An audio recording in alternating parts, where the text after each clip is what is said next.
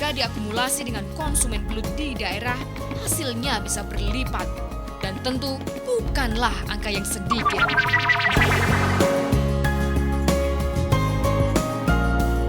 Tak sekedar bernilai mitos, belut juga memiliki nilai ekonomis yang cukup menjanjikan. Kabarnya, 1 kilogram belut yang ditangkap oleh petani dihargai sekitar Rp9.000 hingga Rp12.000. Nilai jualnya di pasaran setelah melalui pengolahan dapat meningkat berkali-kali lipat, berkisar dari Rp40.000 per kilogramnya hingga Rp90.000. Peningkatan harga belut bisa jadi disebabkan karena tingginya minat masyarakat terhadap belut. Kabarnya, menurut sumber statistik, masyarakat Jakarta mengkonsumsi belut 5 ton setiap harinya yang didatangkan dari para petani belut yang berasal dari Yogyakarta, Jawa Tengah, dan Jawa Timur. Angka ini hanya mewakili masyarakat Jakarta saja. Jika diakumulasi dengan konsumen belut di daerah, hasilnya bisa berlipat. Dan tentu bukanlah angka yang sedikit. Memang, pada umumnya belut adalah hewan yang lumrah dikonsumsi sebagian besar masyarakat.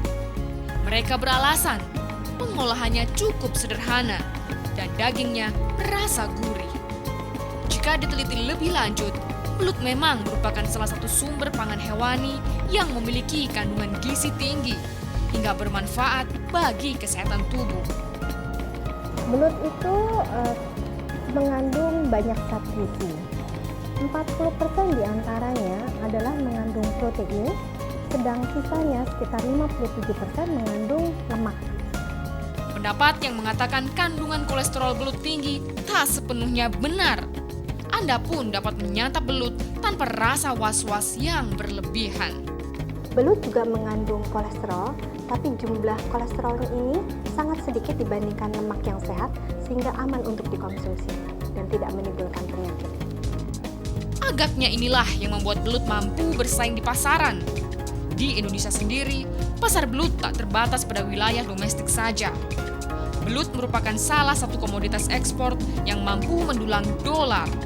Bentuk olahannya seperti dendeng belut, belut balado, belut tepung, abon belut, hingga nugget belut mampu merambah pasar internasional seperti Hong Kong, Jepang, Cina, Singapura, dan Korea.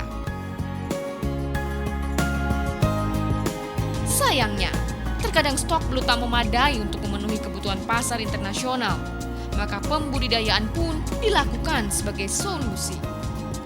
Pembudidayaannya dilakukan dengan menebar benih belut yang memiliki kualitas baik, ditunjang dengan pasokan air yang bagus, tanah berlumpur, dan subur. Kolam untuk beternak belut terdiri atas beberapa ukuran untuk fungsi yang berbeda. Tujuannya tak lain untuk menghindari sifat kanibalisme yang memang menjadi karakteristik belut apabila ditempatkan secara berkelompok.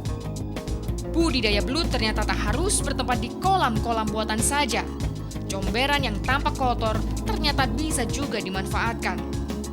Belut merupakan hewan yang mempunyai alat pernafasan tambahan.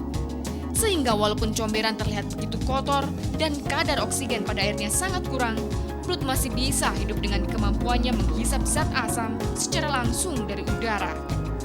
Bahkan, comberan yang digunakan sebagai tempat pemeliharaan belut biasanya akan lebih terpelihara.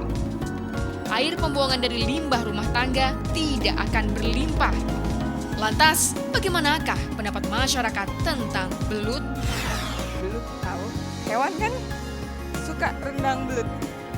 Habisnya kalau udah jadi rendang enak-enak aja. Oh belut, hewan belut iya tahu. Enggak suka sama rasanya aja sih. Banyak orang yang suka dan bilang enak, tapi saya tetap nggak suka. Bukan ngebayangin gelinya.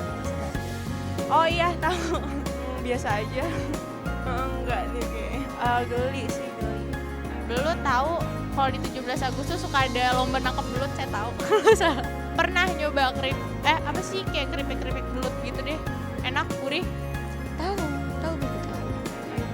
Belut itu hewan. Itu enak loh kalau misalnya digoreng garing itu enak banget, aku suka. Belut tuh hewan ya? Iya tahu. Itu geli. Enggak suka. Itu kan yang 17 Agustusan, nggak suka.